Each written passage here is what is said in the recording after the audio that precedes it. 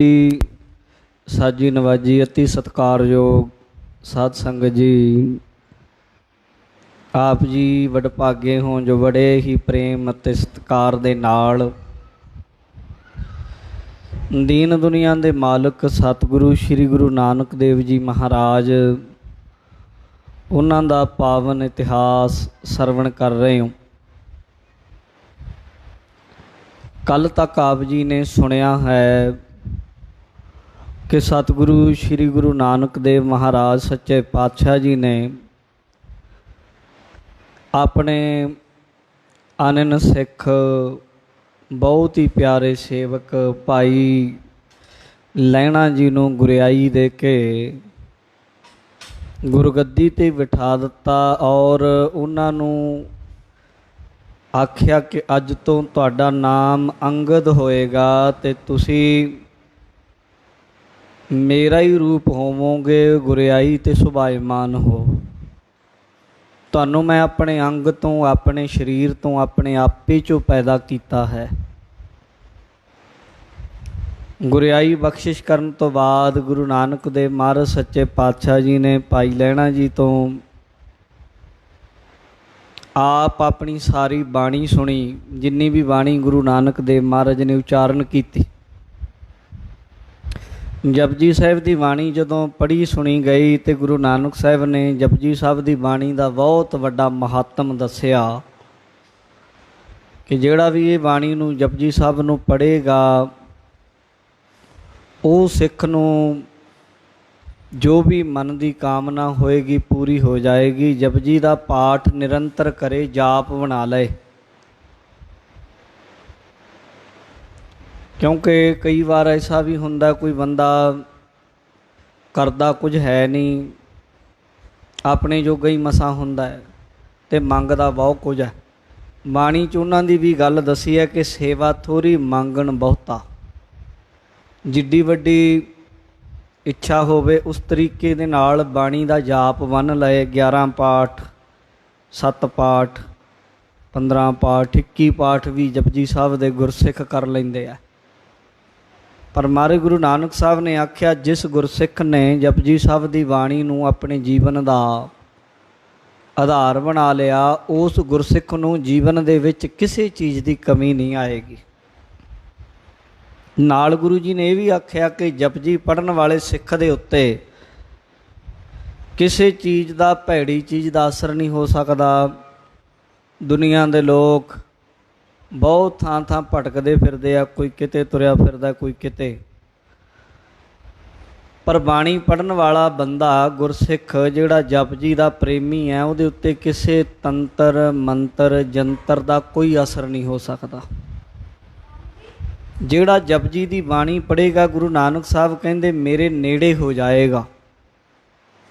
ਇਉਂ ਗੁਰੂ ਨਾਨਕ ਸਾਹਿਬ ਨੇ ਜਪਜੀ ਸਾਹਿਬ ਦੀ ਬਾਣੀ ਬਾਰੇ ਇਹ ਵੀ ਆਖਿਆ ਕਿ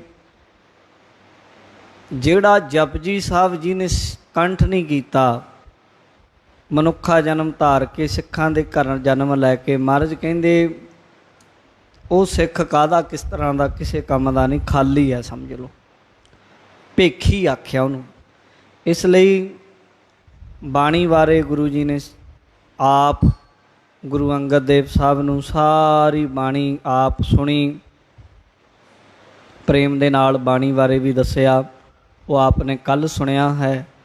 ਆਓ ਅੱਗੇ ਗੁਰੂ ਨਾਨਕ ਦੇਵ ਜੀ ਮਹਾਰਾਜ ਬਾਬਾ ਲਹਿਣਾ ਜੀ ਤੋਂ ਬਣੇ ਗੁਰੂ ਅੰਗਦ ਦੇਵ ਜੀ ਮਹਾਰਾਜ ਨੂੰ ਆਪਣੇ ਕੋਲੋਂ ਕਰਤਾਰਪੁਰ ਸਾਹਿਬ ਤੋਂ ਖਡੂਰ ਸਾਹਿਬ ਵੱਲ ਕਿਵੇਂ ਭੇਜਦੇ ਹਨ, ਉਹ ਸਾਰੇ ਪ੍ਰਸੰਗ ਸੁਣੋ। ਇਕਾਗਰਤਾ ਪ੍ਰੇਮ ਦੇ ਸਹਿਤ ਹਾਜ਼ਰੀਆਂ ਲਵਾਓ। ਸਾਰੇ ਇੱਕ ਵਾਰ ਆਖੋ ਜੀ, ਸਤਿਨਾਮ ਸ਼੍ਰੀ ਵਾਹਿਗੁਰੂ ਸਾਹਿਬ ਜੀਓ। ਫਿਰ ਆਖੋ, ਸਤਿਨਾਮ ਸ਼੍ਰੀ ਵਾਹਿਗੁਰੂ ਸਾਹਿਬ ਜੀਓ।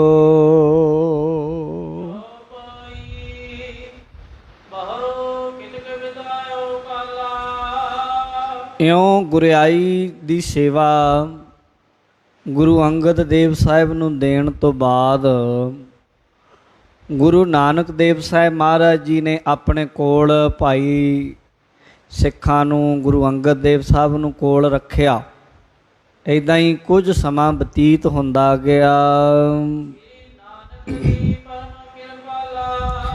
ਗੁਰੂ ਨਾਨਕ ਦੇਵ ਮਹਾਰਾਜ ਸੱਚੇ ਪਾਤਸ਼ਾਹ ਨੇ ਪਰਮ ਕਿਰਪਾ ਕੀਤੀ। ਜੋ ਕਿਰਪਾ ਦੇ ਘਰ ਹਨ, ਕਿਰਪਾ ਜਿਨ੍ਹਾਂ ਦੇ ਰੋਮ ਰੋਮ ਵਿੱਚ ਭਰੀ ਹੈ, ਨਜ਼ਰ ਵਿੱਚ ਭਰੀ ਹੈ, ਜੋ ਕਿਰਪਾ ਦੇ ਸਾਗਰ ਹਨ।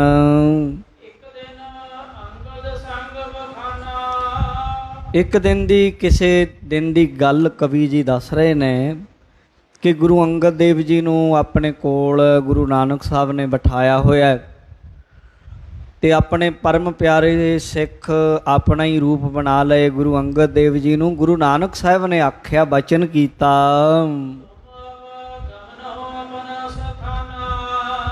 ਗੁਰੂ ਨਾਨਕ ਦੇਵ ਜੀ ਗੁਰੂ ਅੰਗਦ ਦੇਵ ਸਾਹਿਬ ਜੀ ਨੂੰ ਕਹਿਣ ਲੱਗੇ, ਪੁਰਖਾ ਹੁਣ ਸਾਡੀ ਇੱਕ ਗੱਲ ਤੁਹਾਨੂੰ ਮੰਨਣੀ ਹੋਏਗੀ, ਮੰਨੋ। ਕਹਿੰਦੇ ਜੀ ਹੁਕਮ ਕਰੋ ਪਾਤਸ਼ਾਹ ਜੀ। ਗੁਰੂ ਨਾਨਕ ਦੇਵ ਜੀ ਕਹਿੰਦੇ ਕਿ ਸ਼੍ਰੀ ਗੁਰੂ ਅੰਗਦ ਦੇਵ ਜੀ ਹੁਣ ਤੁਸੀਂ ਇਹ ਜਗ੍ਹਾ ਨੂੰ ਛੱਡ ਕੇ ਕਿਸੇ ਹੋਰ ਜਗ੍ਹਾ ਚਲੇ ਜਾਓ, ਕਿਉਂਕਿ ਗੁਰੂ ਨਾਨਕ ਦੇਵ ਮਹਾਰਾਜ ਜਾਣਦੇ ਸਨ ਕਿ ਜੋ ਪਰਿਵਾਰ ਦੇ ਜੀ ਹਨ, ਸ਼੍ਰੀ ਚੰਦ ਜੀ ਜਾਂ ਲਖਮੀ ਦਾਸ ਜੀ, ਉਹਨਾਂ ਦਾ ਇੱਥੇ ਪ੍ਰਭਾਵ ਜ਼ਿਆਦਾ ਹੈ, ਜਾਣੀ ਉਹ ਰਹਿੰਦੇ ਇੱਥੇ ਹੈ। ਅਤੇ ਜੇ ਇਸੇ ਜਗ੍ਹਾ ਹੀ ਗੁਰੂ ਅੰਗਦ ਦੇਵ ਜੀ ਰਹਿਣਗੇ, ਇਹਨਾਂ ਦੇ ਕੋਲ ਸੰਗਤਾਂ ਨੇ ਆਉਣਾ ਹੀ ਆਉਣਾ, ਕਿਉਂਕਿ ਗੁਰੂ ਗੱਦੀ ਦੇ ਮਾਲਕ ਹਨ, ਬਖਸ਼ਿਸ਼ਾਂ ਨੇ ਇਹਨਾਂ ਕੋਲ। ਅਤੇ ਜਦੋਂ ਇਹ ਇੱਥੇ ਰਹਿਣਗੇ ਅਤੇ ਉਹ ਵੀ ਇੱਥੇ ਹੀ ਹੋਣਗੇ, ਅਤੇ ਆਪਸੀ ਕਿਤੇ ਪਿਆਰ ਦੀ ਜਗ੍ਹਾ ਤਕਰਾਰ ਨਾ ਬਣ ਜਾਏ। ਇਸ ਚੀਜ਼ ਤੋਂ ਬਚਾਉਣ ਦੇ ਲਈ ਅਤੇ ਹੋਰ ਰੱਬੀ ਹੁਕਮ ਵੀ ਗੁਰੂ ਸਾਹਿਬ ਜੋ ਕਰਦੇ ਆ ਉਹ ਰੱਬੀ ਹੁਕਮ ਵਿੱਚ ਕਰਦੇ ਹਨ। ਗੁਰੂ ਨਾਨਕ ਦੇਵ ਜੀ ਕਹਿੰਦੇ ਤੁਸੀਂ ਹੁਣ ਇੱਥੇ ਨਹੀਂ ਰਹਿਣਾ ਹੈ। ਦੂਜੀ ਗੱਲ ਗੁਰੂ ਜੀ ਨੇ ਇਹ ਵੀ ਆਖੀ, ਕਹਿੰਦੇ ਵੀ ਸਾਡਾ ਜਿਹੜਾ ਸਰੀਰ ਦਾ ਸਮਾਂ ਹੈ ਨਾ, ਗੁਰੂ ਨਾਨਕ ਦੇਵ ਜੀ ਕਹਿੰਦੇ ਉਹ ਬਿਲਕੁਲ ਥੋੜ੍ਹਾ ਰਹਿ ਗਿਆ। ਹੁਣ ਅਸੀਂ ਆਪਣੇ ਸਰੀਰ ਨੂੰ ਛੱਡ ਕੇ ਚਲੇ ਜਾਣਾ ਹੈ। ਮਹਾਰਾਜ ਕਹਿੰਦੇ ਹੁਣ ਥੋੜ੍ਹੇ ਹੀ ਦਿਨ ਨੇ, ਬਹੁਤੇ ਦਿਨ ਨਹੀਂ, ਇਹ ਜਾਣ ਲਓ। ਕਹਿੰਦੇ ਮਹਾਰਾਜ ਮੈਂ ਕਿੱਥੇ ਜਾਵਾਂ, ਕਿੱਧਰ ਨੂੰ ਜਾਵਾਂ?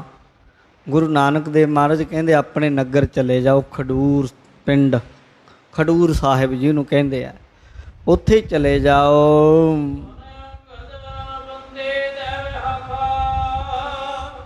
ਗੁਰੂ ਅੰਗਦ ਦੇਵ ਜੀ ਦਾ ਦਿਲ ਗੁਰੂ ਨਾਨਕ ਸਾਹਿਬ ਤੋਂ ਵਿਛੜਨ ਨੂੰ ਨਹੀਂ ਕਰਦਾ ਸੀ, ਬਹੁਤ ਪਿਆਰ ਕਰਦੇ ਸੀ ਗੁਰੂ ਨਾਨਕ ਸਾਹਿਬ ਨੂੰ ਗੁਰੂ ਅੰਗਦ ਦੇਵ ਜੀ।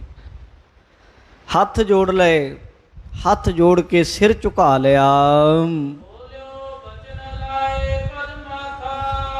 ਗੁਰੂ ਜੀ ਦੇ ਚਰਨਾਂ ਨੂੰ ਸਿਰ ਲਾ ਲਿਆ ਤੇ ਹੱਥ ਜੋੜ ਕੇ ਪੈਰਾਂ ਨੂੰ ਮੱਥਾ ਲਾ ਕੇ ਆਪਣਾ ਗੁਰੂ ਜੀ ਦਿਆਂ ਨੂੰ ਗੁਰੂ ਅੰਗਦ ਦੇਵ ਜੀ ਅੱਗੋਂ ਕਹਿਣ ਲੱਗੇ, ਸੁਣੋ,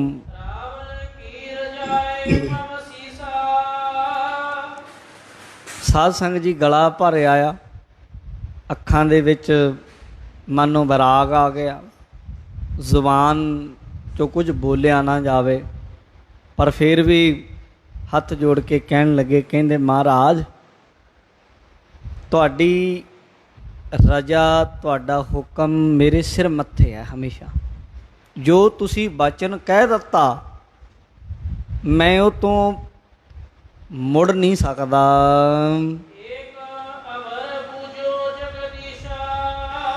ਮਹਾਰਾਜ ਇੱਕ ਬੇਨਤੀ ਹੈ ਮੇਰੀ, ਮੈਂ ਤੁਹਾਡੇ ਤੋਂ ਇੱਕ ਗੱਲ ਪੁੱਛਣੀ ਚਾਹੁੰਦਾ ਹਾਂ।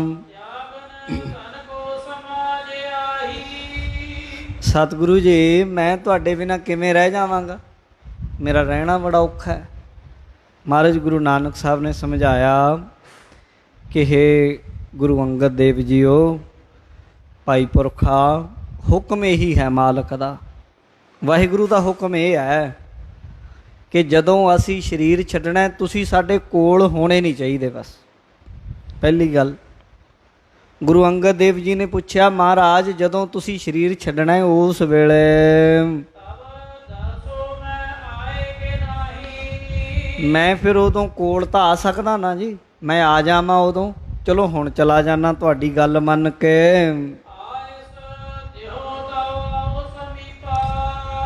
ਤੁਸੀਂ ਆਗਿਆ ਕਰੋ ਮੈਂ ਆ ਜਾਵਾਂ ਤੁਹਾਡੇ ਕੋਲ।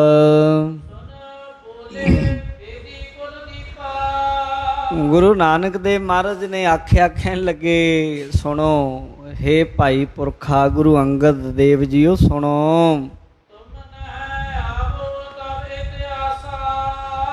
ਗੁਰੂ ਨਾਨਕ ਦੇਵ ਜੀ ਕਹਿੰਦੇ ਤਦੇ ਤਾਂ ਤੁਹਾਨੂੰ ਭੇਜ ਰਹੇ ਆ ਇੱਥੋਂ, ਵੀ ਤੁਹਾਡੇ ਤੋਂ ਸਾਡੇ ਜਾਣ ਦਾ ਵਿਛੋੜਾ ਸਹਿਆ ਨਹੀਂ ਜਾਣਾ, ਚੱਲਿਆ ਨਹੀਂ ਜਾਣਾ। ਤੁਹਾਨੂੰ ਹੁਕਮ ਹੈ ਤੁਸੀਂ ਸਾਡੇ ਕੋਲ ਆਉਣਾ ਹੀ ਨਹੀਂ ਇੱਥੇ ਮੁੜ ਕੇ।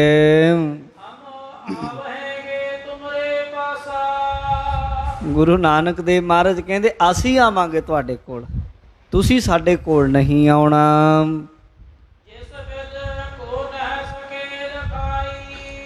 ਤੇ ਮਹਾਰਾਜ ਕਹਿੰਦੇ ਵੀ ਜਿਹੜੀ ਉਹ ਅਵਸਥਾ 'ਚ ਆਵਾਂਗੇ ਉਸ ਤਰੀਕੇ ਆਵਾਂਗੇ, ਤੁਹਾਡੇ ਕੋਲ ਆਉਂਦੇ ਰਹਾਂਗੇ ਕਿ ਕਿਸੇ ਨੂੰ ਦੂਜੇ ਨੂੰ ਪਤਾ ਵੀ ਨਹੀਂ ਲੱਗੇਗਾ। ਗੁਰੂ ਨਾਨਕ ਸਾਹਿਬ ਕਹਿੰਦੇ ਉਦੋਂ ਆ ਕੇ ਤੁਹਾਨੂੰ ਮਿਲਾਂਗੇ, ਤੁਹਾਡੇ ਤੋਂ ਅਸੀਂ ਵੀ ਦੂਰ ਨਹੀਂ ਰਹਿ ਸਕਦੇ। ਜੇ ਗੁਰੂ ਅੰਗਦ ਦੇਵ ਜੀ ਤੁਸੀਂ ਸਾਡੇ ਨਾਲ ਪਿਆਰ ਕਰਦੇ ਹੋ, ਜੇ ਤੁਸੀਂ ਸਾਡਾ ਵਿਛੋੜਾ ਨਹੀਂ ਝੱਲ ਸਕਦੇ, ਗੁਰੂ ਨਾਨਕ ਸਾਹਿਬ ਕਹਿੰਦੇ ਸਾਡੇ ਤੋਂ ਵੀ ਤੁਹਾਡੇ ਤੋਂ ਦੂਰ ਨਹੀਂ ਰਿਹਾ ਜਾਂਦਾ, ਅਸੀਂ ਵੀ ਤੁਹਾਡੇ ਕੋਲ ਆਵਾਂਗੇ। ਗੁਰੂ ਨਾਨਕ ਸਾਹਿਬ ਜੀ ਦੇ ਬਚਨ ਗੁਰੂ ਅੰਗਦ ਦੇਵ ਸਾਹਿਬ ਨੇ ਜਦੋਂ ਸੁਣੇ,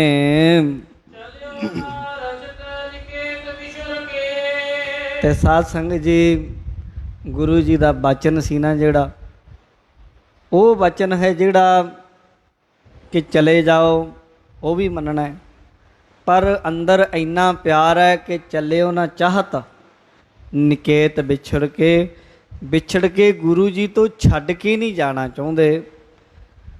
ਗੁਰੂ ਅੰਗਦ ਦੇਵ ਜੀ ਮਹਾਰਾਜ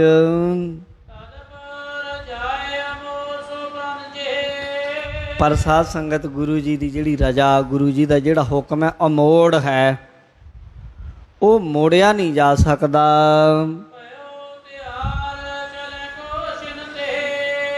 ਉਸ ਵੇਲੇ ਗੁਰੂ ਜੀ ਦਾ ਹੁਕਮ ਮੰਨ ਕੇ ਗੁਰੂ ਅੰਗਦ ਦੇਵ ਜੀ ਨੇ ਸਿਰ ਝੁਕਾ ਦਿੱਤਾ ਤੇ ਜਾਣ ਲਈ ਤਿਆਰ ਹੋ ਗਏ। ਕਰਤਾਰਪੁਰ ਸਾਹਿਬ ਤੋਂ ਖਡੂਰ ਸਾਹਿਬ ਵੱਲ ਜਾਣ ਦੀ ਤਿਆਰੀ ਕਰ ਲਈ। ਤੇ ਗੁਰੂ ਜੀ ਦੀ ਆਗਿਆ ਨੂੰ ਮੰਨ ਕੇ, ਗੁਰੂ ਜੀ ਦੇ ਅਨੁਸਾਰ ਹੀ ਹੋ ਕੇ ਗੁਰੂ ਅੰਗਦ ਦੇਵ ਸਾਹਿਬ ਨੇ ਗੁਰੂ ਨਾਨਕ ਸਾਹਿਬ ਨੂੰ ਨਮਸਕਾਰ ਕੀਤੀ, ਮੱਥਾ ਟੇਕਿਆ ਵਿਦਾਇਗੀ ਲੈਣ ਵਾਸਤੇ। ਗੁਰੂ ਜੀ ਦੇ ਚਰਨਾਂ ਨੂੰ ਨਮਸਕਾਰ ਕੀਤੀ ਪ੍ਰੇਮ ਨਾਲ।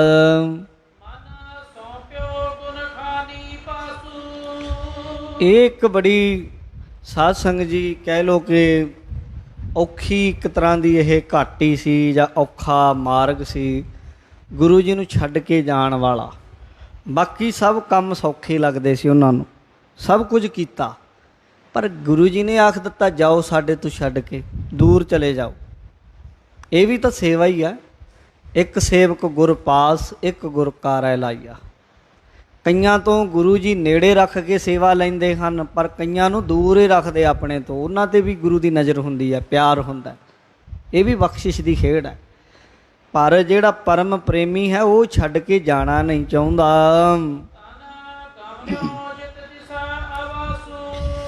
ਤੇ ਸਾਧ ਸੰਗਤ ਜੀ ਮੰਨੋ ਕਿ ਹੁਣ ਮਨ ਆਪਣਾ ਤੇ ਗੁਰੂ ਨਾਨਕ ਦੇ ਚਰਨਾਂ 'ਚ ਰੱਖ ਦਿੱਤਾ ਗੁਰੂ ਅੰਗਦ ਦੇਵ ਜੀ ਨੇ। ਬਸ ਕੱਲਾ ਤਨ, ਕੱਲਾ ਸਰੀਰ ਗੁਰੂ ਨੂੰ ਛੱਡ ਕੇ ਚੱਲਿਆ, ਮਨ ਨਹੀਂ ਜੇ ਨਾਲ ਗਿਆ।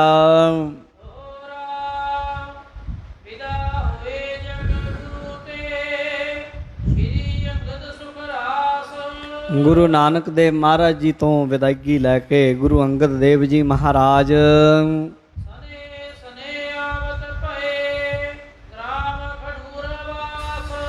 ਹੌਲੀ ਹੌਲੀ ਚੱਲ ਪਏ। ਚਲਦਿਆਂ ਕਰਤਾਰਪੁਰ ਸਾਹਿਬ ਤੋਂ ਖਡੂਰ ਸਾਹਿਬ ਨਗਰ ਉੱਥੇ ਪਹੁੰਚ ਗਏ। ਤੁਸੀਂ ਦਰਸ਼ਨ ਵੀ ਕੀਤੇ ਹੋਣੇ ਸਾਰਿਆਂ ਨੇ ਖਡੂਰ ਸਾਹਿਬ ਦੇ, ਜੇ ਨਹੀਂ ਕੀਤੇ ਤੇ ਕਰਨੇ ਚਾਹੀਦੇ ਆ। ਖਡੂਰ ਸਾਹਿਬ ਬਹੁਤ ਵੱਡੀ ਬਖਸ਼ਿਸ਼ਾਂ ਭਰੀ ਪਾਵਨ ਧਰਤੀ ਹੈ ਗੁਰੂ ਜੀ ਦੀ।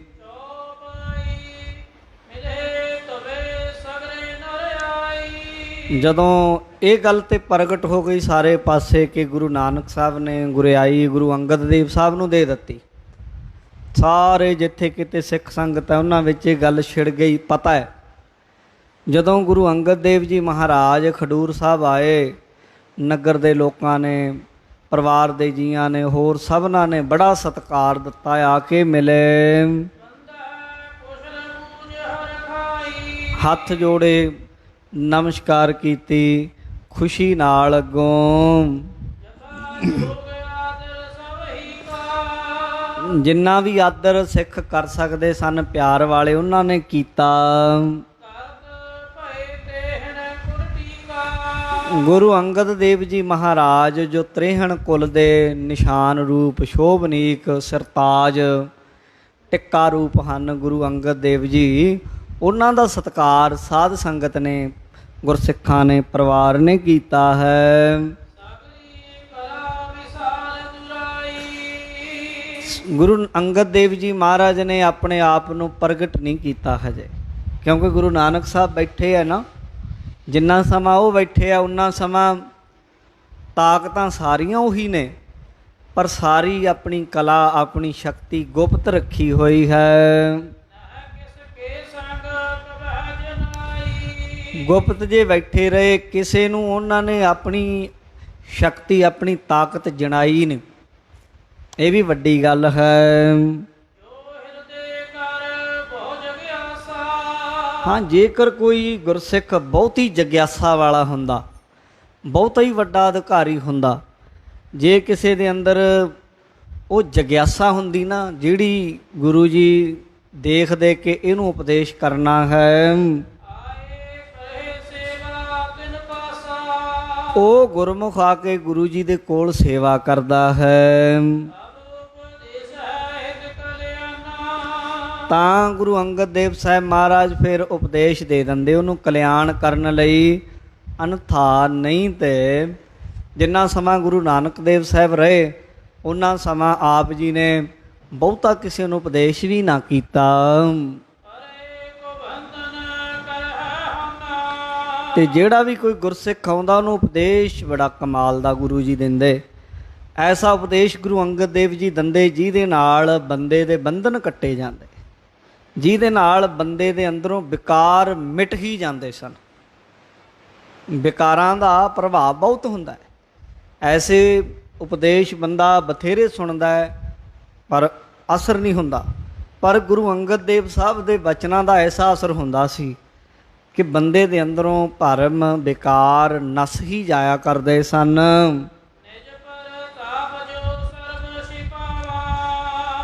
ਆਪਣਾ ਆਪਾ ਤੇ ਗੁਰੂ ਅੰਗਦ ਦੇਵ ਜੀ ਨੇ ਛਪਾ ਕੇ ਰੱਖਿਆ ਹੈ। ਇਉਂ ਮੰਨੋ ਕਿ ਇਉਂ ਆਪਣੇ ਆਪ ਨੂੰ ਗੁਪਤ ਰੱਖਿਆ ਜਿਵੇਂ ਸੂਰਜ ਘੜੇ 'ਚ ਬੰਦ ਹੋ ਜਾਵੇ। ਸੂਰਜ ਕਿਤੇ ਛਿਪਦਾ? ਸੂਰਜ ਜਦੋਂ ਚੜ੍ਹਦਾ ਹੈ ਸੂਰਜ ਛਿਪਦਾ ਨਹੀਂ, ਪਰ ਜੇ ਸੂਰਜ ਨੇ ਆਪਣੇ ਆਪੇ ਨੂੰ ਘੜੇ 'ਚ ਪਾ ਕੇ ਰੱਖਿਆ ਹੋਵੇ ਕਿੱਡੀ ਗੱਲ ਹੈ। ਮਹਾਰਾਜ ਕਹਿੰਦੇ ਆਪਣੇ ਆਪ ਨੂੰ ਇਉਂ ਛਪਾਇਆ ਹੋਇਆ ਹੈ। ਕਵੀ ਜੀ ਕਹਿੰਦੇ ਹਨ,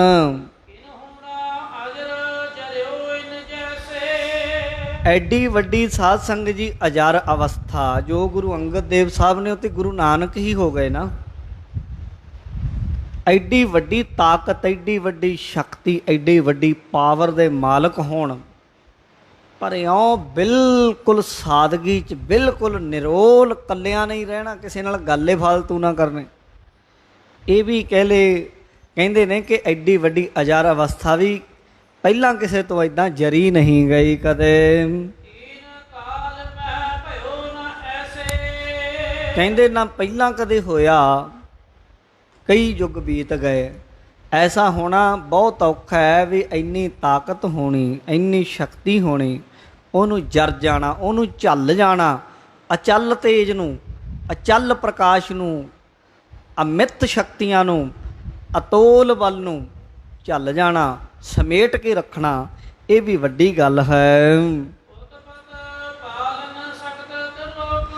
ਸ਼ਕਤੀ ਇੰਨੀ ਹੈ ਗੁਰੂ ਅੰਗਦ ਦੇਵ ਸਾਹਿਬ ਵਿੱਚ, ਜੇ ਚਾਹਣ ਤੇ ਐਡੀ ਜਿੱਡੀ ਦੁਨੀਆ ਇੰਨੀ ਉਹ ਦੁਬਾਰਾ ਪੈਦਾ ਕਰ ਸਕਦੇ ਆ, ਹੋਰ ਬਰਾਬਰ ਹੈ। ਉਤਪਤੀ ਪਾਲਣਾ, ਜੇ ਉਹ ਚਾਹਣ ਸਾਰਿਆਂ ਦੀ ਪਾਲਣਾ ਕਰੀ ਜਾਣ, ਕਹਿਣ ਵੀ ਬੈਠੇ ਰਹੋ ਬਸ ਘਰੇ ਹੀ ਉਤਰੂ, ਸਭ ਨੂੰ ਖਾਣਾ, ਸਭ ਨੂੰ ਉਤਰੂਗਾ। ਤੇ ਮਹਾਰਾਜ ਕਹਿੰਦੇ ਅੰਤ ਨੂੰ ਸਾਰਿਆਂ ਦਾ ਅੰਤ ਕਰਨਾ, ਇਹ ਸਾਰੀ ਤਾਕਤ ਪੈਦਾ ਕਰਨ ਦੀ, ਪਾਲਣਾ ਕਰਨ ਦੀ, ਅੰਤ ਮਾਰਨ ਦੀ ਜਿਹੜੀ ਤਾਕਤ ਹੈ ਸਾਰੀ ਇਹਨਾਂ ਦੇ ਹੱਥ ਵਿੱਚ ਹੈ। ਗੁਰੂ ਅੰਗਦ ਦੇਵ ਜੀ ਦੇ ਹੁਕਮ ਵਿੱਚ ਹੀ ਹੈ ਸਾਰੀ।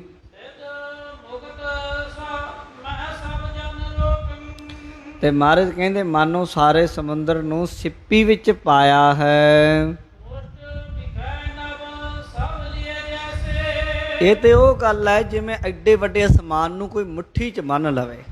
ਜਿਹੜੀ ਗੁਰੂ ਅੰਗਦ ਦੇਵ ਸਾਹਿਬ ਦੀ ਜਿਹੜੀ ਅਵਸਥਾ ਹੈ ਜਾਂ ਜੋ ਉਹਨਾਂ ਦੇ ਅੰਦਰ ਹੈ, ਉਹਨੂੰ ਇਉਂ ਟਿਕਾ ਕੇ ਰੱਖਣਾ, ਇਹ ਤੇ ਇਉਂ ਹੈ ਜਿਵੇਂ ਸਮੁੰਦਰ ਨੂੰ ਸਿੱਪੀ 'ਚ ਬੰਦ ਕਰ ਲਈਏ। ਆਪਣੇ ਘਰ ਚੁੱਪ ਕੀਤੇ ਬੈਠੇ ਰਹੇ, ਇਹਨਾਂ ਦੇ ਚਰਨਾਂ ਉੱਤੇ ਕਵੀ ਸੰਤੋਖ ਸਿੰਘ ਕਹਿੰਦੇ ਮੈਂ ਬੰਦਨਾ ਕਰਦਾ ਹਾਂ, ਨਮਸਕਾਰ ਕਰਦਾ ਹਾਂ ਐਸੇ ਗੁਰੂ ਅੰਗਦ ਦੇਵ ਸਾਹਿਬ ਜੀ ਦੇ ਚਰਨਾਂ ਤੇ। ਉਹਨਾਂ ਤੋਂ ਬਾਅਦ ਫਿਰ ਅੱਗੇ ਜੋ ਪ੍ਰਸੰਗ ਹੋਇਆ ਨਾ, ਇਹ ਵੀ ਸੁਣ ਲਓ ਤੁਸੀਂ। ਐ ਸਰੋਤਿਓ, ਐ ਗੁਰਮੁਖੋ, ਪ੍ਰੇਮ ਨਾਲ ਸੁਣੋ ਅੱਗੇ ਜੋ ਹੋਇਆ।